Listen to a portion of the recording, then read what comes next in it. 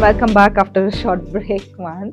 So we were talking about your work, right? You worked in the public sector with the transport, cities, and not many people want to get into it. I got into Georgetown with that intention, knowing it was the best school in the country for this foreign policy matter that I'd been interested in.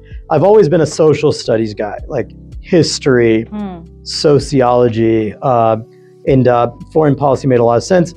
Having traveled around the world as a young person and continuing, I always realized people are really the same everywhere, and any artificial boundaries we create and religions that we create and cultural differences we create, like in the way we dress, the way we eat, the way we look, the political boundaries are all artificial, man-made. Right. We're all really part of the same. We're all part of one thing, one planet, one humanity, one consciousness, I would say. One global, one universal consciousness.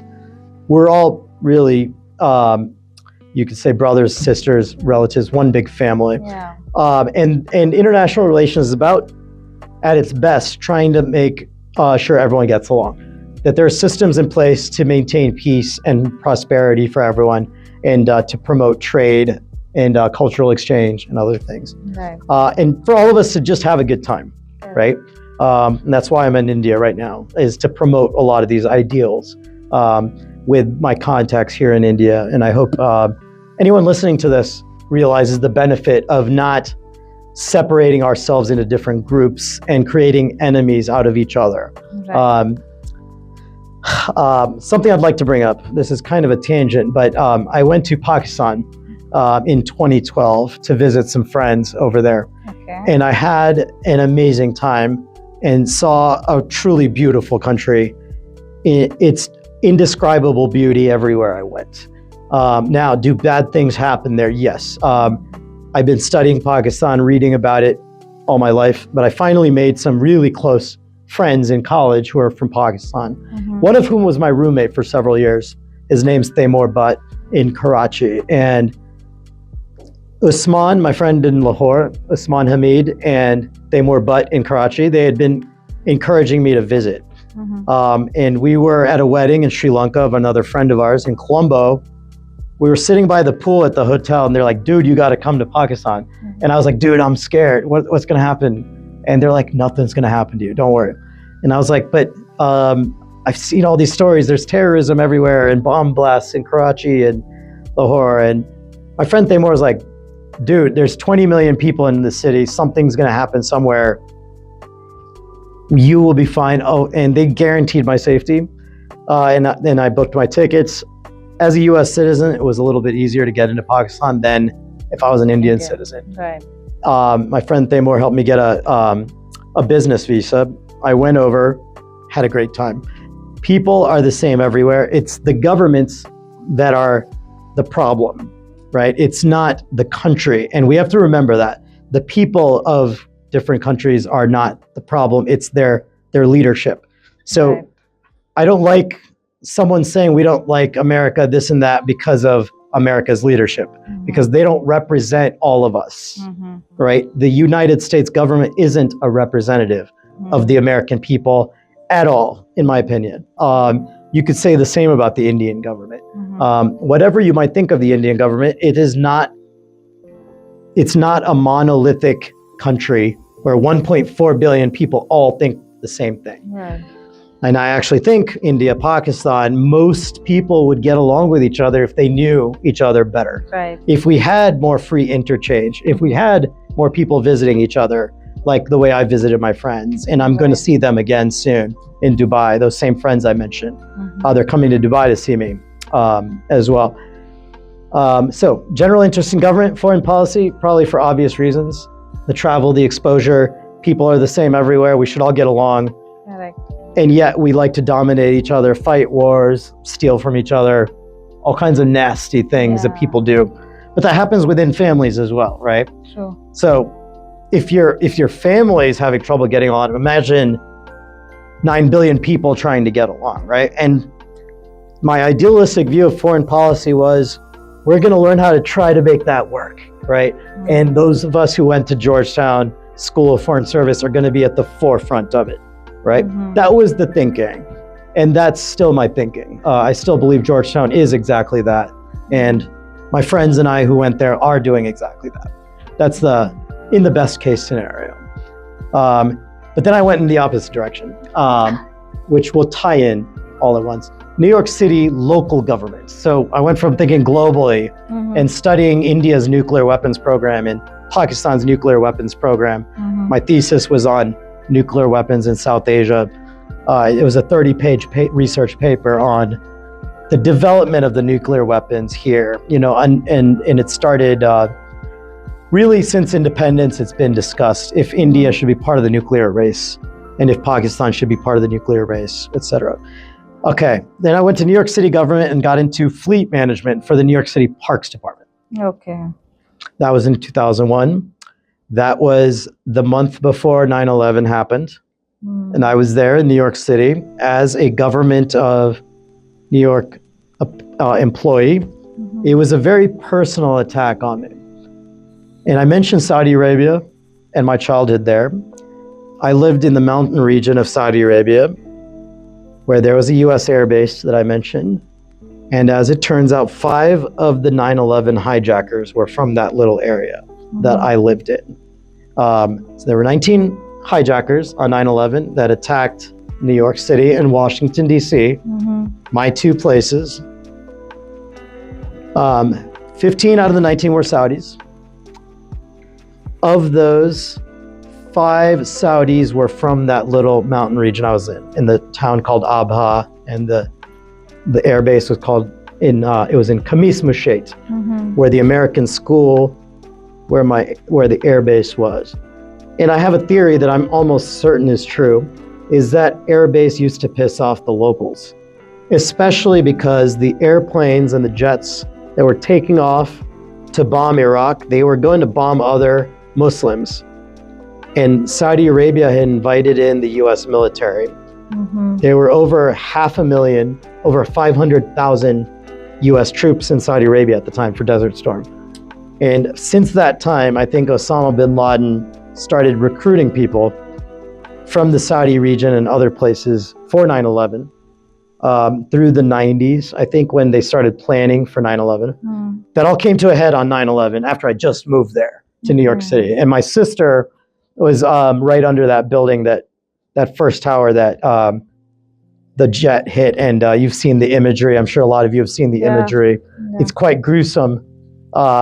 It's really something else to have been there during it and to have witnessed it, and to have known people who were there that got hurt. Secondhand, I know about people that were killed on that day. Many of them were New York City employees. They were Fire Department of New York and Police Department of New York.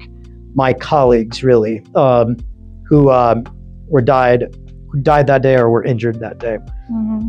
So even though I was like not going away from foreign policy comes back to you, right? I was going into local government, which is government at the lowest rung level, the local level.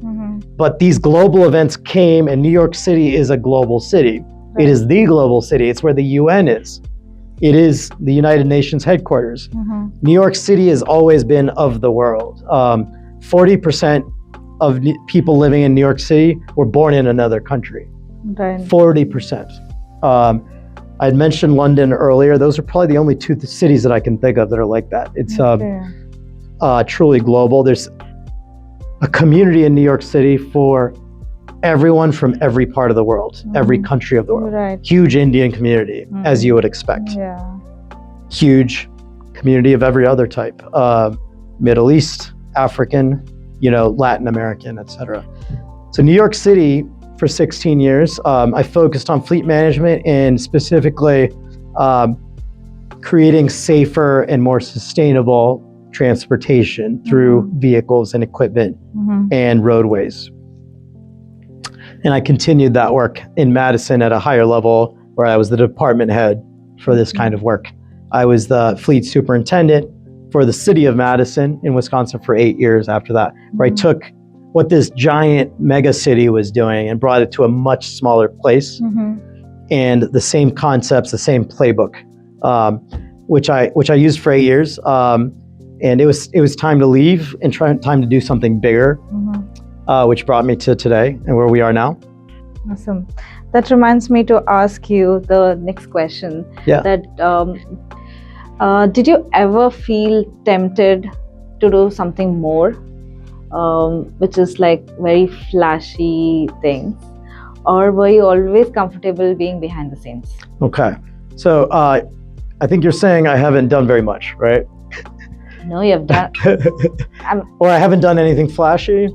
That's a nicer way of saying it. No, no, you have. That's why I know, and also you have always been behind the scene, like like you working for the development of the country, working in the public. Like not many people get to know, right? A common people, it's not in a wider reach. Yeah. So my question is as such that do you like that visibility and the flashy, glamorous side, or you loved being behind the scenes? Yeah, this is a great question, right? And the answer is some of both. If you were to Google me, you'll see a lot of public information out there on the stuff I've done, and a lot of that was intentional. A lot of that was the work that my team would put into publicizing certain things. And we made an effort to publicize our partners and others that have worked with us. The PR part is necessary, and that's why I like doing things like this as well. Public information is important for others to learn about what they can do, and to either take your idea and use it, or improve on it, make a better idea, or they can say, I hate that idea, I hate that guy Mahanth, we're going to do everything differently. Great, do that too if you want. In whatever the case is, we need to take a stand on important issues of the day. And early on in my life, I realized that saving the planet was going to be a very difficult challenge. We are on a trajectory as the human population towards destroying ourselves. I think the planet will go on. I think the planet will be okay. Whether we can figure out how to live with nature and live with the rest of the ecosystem of the planet was always a question mark when I was growing up, and as I turned into an adult, and I realized adults that are in leadership positions are leading the destruction of our planet, and it was time for a new type of leadership. So I did also get, I don't know if flashy is the word, but I did try to get attention. I did work hard to get media attention, and I did work hard to illustrate what was possible. That there were difficult things people were doing that others could also be doing. So a lot of what we did in the United States, I think we can do right here. That's part of the reason I've been spending a month in India, is on these very topics. Yeah. So I've always been comfortable doing operations, and operations is typically behind the scenes. So operations is often work that supports others in what they're doing. So fleet management is buying and maintaining vehicles for other departments, right? So for police activity, what is the most important machinery that the police need to police the streets of a city? What is that? For the police? Yes. Vehicles. It's the police cars, yes. If you want to go out and arrest bad guys, you need vehicles. You need cars and vans and things like that, right? If you need to chase someone, you need a nice car, a fast car, right? That's fleet management. So we are not the people operating the vehicles. We're not the cops, right? And we provide garbage trucks to the sanitation departments, right? Or the collection departments, or the streets department, whatever they're called, they're all the same thing. We're not the ones operating the waste and recycling of the city, but we're needed, our support is needed for the truck drivers who go out and collect the recycling and the waste, right? So we're a support operation, and that is behind the scenes.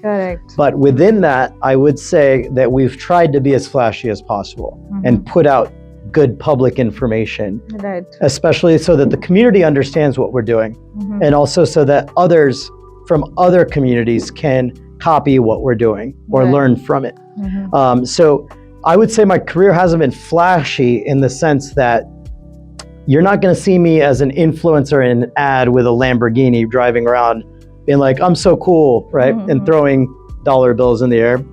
I don't know. Nothing against those people, but that's not me. Right. If that's what you mean by flashy. Right. I don't know if you want to elaborate if that made sense. Yeah, the visible and put yourself out in a, I mean, it can be in the way that you just explained or with the work that you're actually doing. But from what you said that earlier, I can understand that we really need to like tell people that what exactly we are doing. Since we are trying to build a community, they should also relate to what we are doing, or if they don't relate, at least they do something that may relate to them, right? Yes. In putting ourselves out and Yes. like in the media, PR is very much required.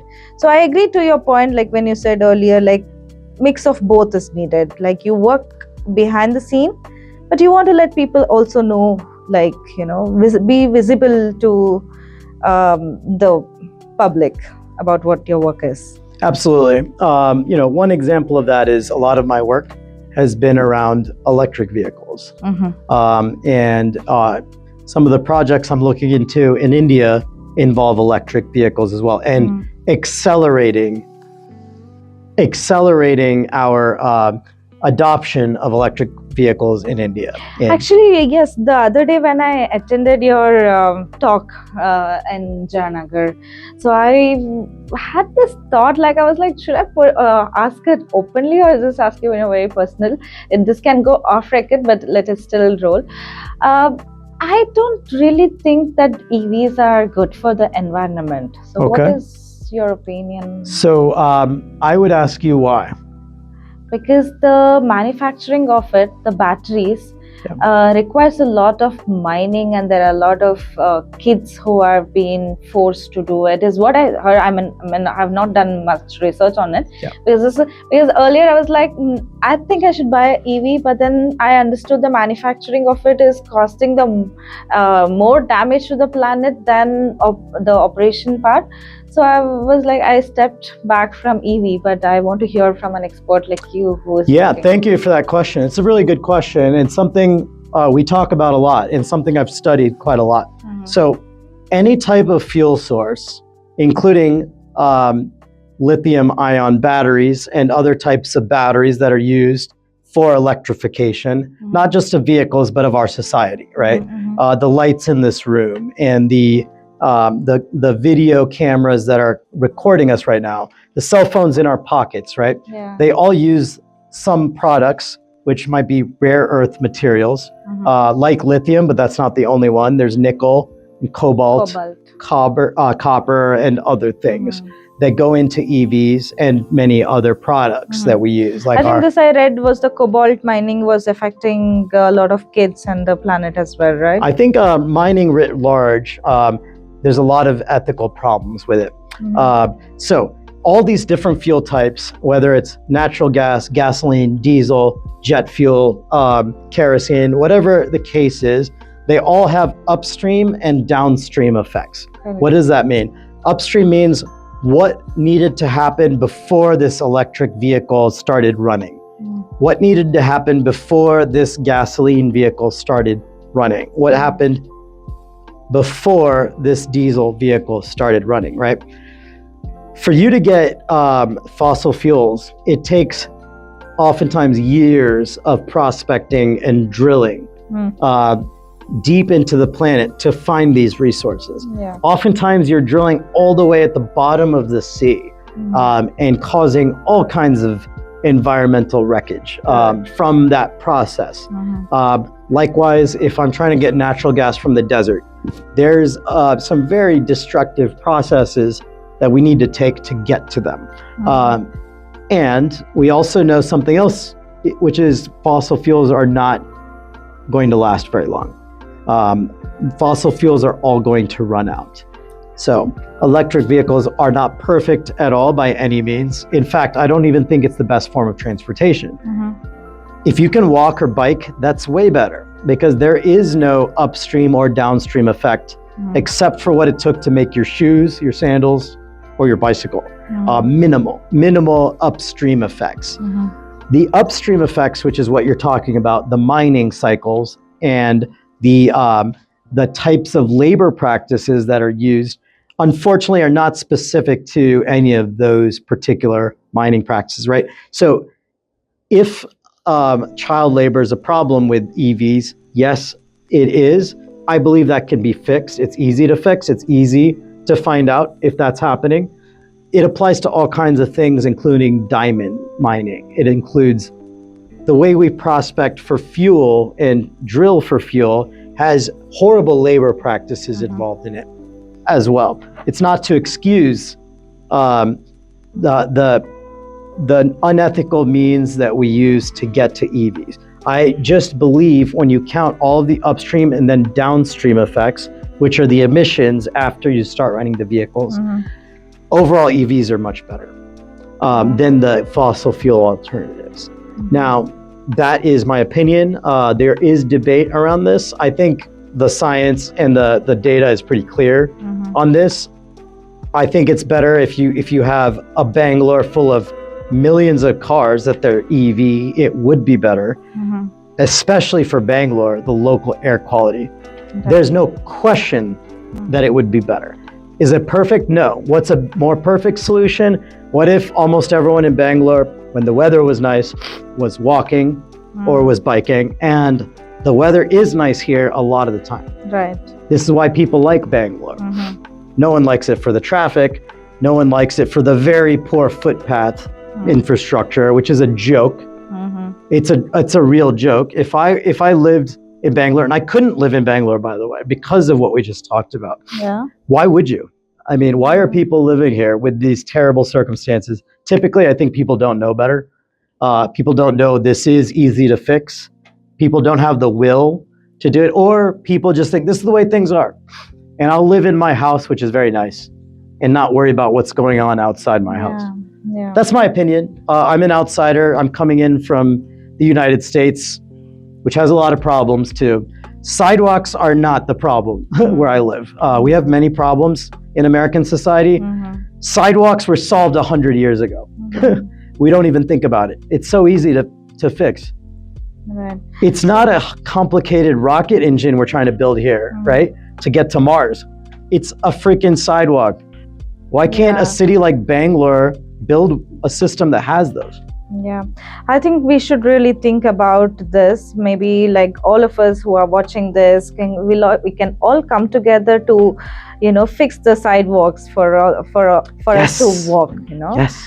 The government is like widening the roads for like a lot, but they're not thinking about the footpath, which is very, very, very important. Yeah, even I did get into waste management and working with the road safety, fixing the potholes and all that. You got into this? Yeah, but it was really very draining. And we can talk about this later. Like, what are the challenges? You need an army involved in this. Yeah, I did mention, right? I have a bunch of 600 volunteers who work. So you've got the beginnings of an army there. Yeah. We do go like as and when we need the support, we give. But I think there should be one person. See, I'm all over the place. There should be one person to make like you said last time. Just fix the street in front of your house. Yeah. Everyone, if we can do just that, I think we can solve a lot of problems. But we also do need institutional support for it to happen. I want to highlight one more thing. When you said the institutional, there was a drainage which was like so dirty, and we could there were so many mosquitoes coming out from that place. Oh yeah. And there was a US person, not very sure where exactly. So he came visiting, and then he saw this, and he's like, "Hey, let's do something about it." And like, okay, he is coming, and like he awakened me, and then I thought, okay, I think I should work for this. So I did go to the BBMP, the local municipal corporation here. That's great. This is great. And we gathered about like 12 people from the same place, and then we said each one will take one as a task, and we'll drive this. It took us 4 months, but we got the whole drainage cleaned, and there is Amazing. fresh water. And we have also like put graffitis there, and there's a small walk that you can actually walk in that drainage now. Amazing. Amazing. So yeah, actually, if we think we can really do, if we want to do, we can do. Yes, and it's a win-win situation, right? It's a win for any businesses nearby that are nearby a lake or a park or a walking area for pedestrians, a plaza. I think the only thing that is keeping India back right now from becoming a truly great country is how India takes care of its public spaces. And it has to be a public-private partnership, right? We just litter everywhere, and we feel, okay, somebody will clean it tomorrow. Yes. I want you to highlight the 3 things that you are planning to start in Karnataka and in Tamil Nadu, few projects that you're working on. So if you could tell that to my audience, and we could connect and be part of this as well. Yes, I would love to get a lot of help on these projects. They're very speculative. What does that mean? These kind of things are big projects, but they're in early stages, and there's a lot of work to do. And if they're successful, they'll make a big splash, I think, and can make a difference, most importantly. So number 1, Mangalore Airport, also known as IXE Airport. It's in Mangalore, and it's the airport that's closest to my hometown of Udupi. So it's an airport I've come in and out of many times, and my relatives, family members, friends have all been coming in and out of when they fly. When I was at Mangalore Airport recently, and I'm going back there today actually, from here directly. When I was there, I realized there's a lot of ground support vehicles that could be electric that are not. So there could be a police car at the airport that could be electric. There might be a bus at the airport that could be electric. There's the vehicle that tows the suitcases around that could be electric and isn't. So I wrote up a quick proposal to electrify the ground support vehicles of Mangalore Airport. And then you can build the charging station hubs in the airport and put in all the electric vehicles we're talking about, purchase new ones and get them operating, right? And now you've created electrified ground operations for airports. This is a replicable model. If we do it well, you could do it in hundreds, thousands of other airports. What do you think of Bangalore Airport? Is it there? EVs are there? There's some EV buses for sure that I've seen. There's electric buses. So there's potentially electric, I think, golf cart type vehicles to move people around. The buggies inside to move around disabled or elderly folks. So there might be some electric vehicles here and there in India's airports, right, including Bangalore. However, what about example of all electrified, right? And why can't all of them be that way? And why airports? Because it's a finite amount of space that they operate in a fixed route situation. Those are the best use cases for electric vehicles. Right. It doesn't have to be charged that often if it's not going between cities, right? If you're not driving a car between cities, but keeping it within the grounds, perfect use case for electrification. If you need a fire truck that is electric, you could do that at an airport. And my team in Madison, Wisconsin, something we're very proud of is we were involved in rolling out the first electric fire truck in North America with our partner, Pierce Manufacturing, based in Wisconsin. They also make these types of fire trucks they need at airports. So there's a potential to collaborate between the countries, which is, again, what I'm working on here, is that collaboration, right? What stage is this project in now? Very early. It's just a one-page proposal that came out of my head this week. So that's the stage. Very early.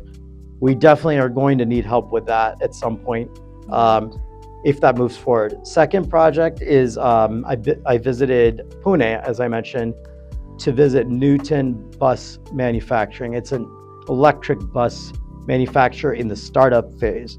But they have a factory that's completed and operating, which looks really good. And they had invited me for a tour of the company and to get a ride in one of their buses. It was all very impressive, and I'm hoping that we might be able to work together, especially in their expansion efforts, possibly to export to the United States or other places. So I think that's a cool project. I think that would support manufacturing in India in the green tech industry. Third is Anoop and I are interested in the data center build out in India and making it more sustainable. So data centers are proliferating like wildfire, right? Especially for AI use case. And India is becoming a big part of that conversation. And there's a lot of plans being put in place right now to build data centers. It's all over the news. You can read about it in any of the business news media, right? Ton of money being spent on it, but not enough, in my opinion, not enough effort being put into making them cleaner and greener, to use less power, to use less water. There is technology that is coming online that can help do that. And so that's another area of effort I have. And the reason why India, it makes sense because that build out is still in the planning phases. So we're at the very first innings, or what you would call an over in India in cricket, right? We're at the first over of the 20 over match, right? If it's a T20 match, 20 overs, we're in the first over. This is the very beginning of the data center build out, not even 5%, right? In the next 2 or 3 years, you're going to see an explosion of this. It needs to be done better. It needs to be done right. We need AI compute, I believe. We need data centers to get there. The question is, can we do it better? We need transportation to get around and to get the work done that humanity needs to support itself. Can we do it better? Those are the question marks that have animated my career. Is animating my current entrepreneurship journey. What are the 3 steps now, the initial 3 steps for the data center? The initial steps are to find test cases for these technologies, and we're looking at different places in Karnataka for it, including Mysore, including Udupi, places we're familiar with, to add data center capacity and also to build it in a more responsible manner. Thank you so much for being part of the Hustle Grow course Coffee and Conversation series. I am super thrilled and so excited and so happy that you have been part of this within a short notice, that you agreed to do this, and thank you so much for this. I'm so grateful to you. Thank you. You made my first podcast in India possible, Mona. Thank you. Thank you, Mahanth.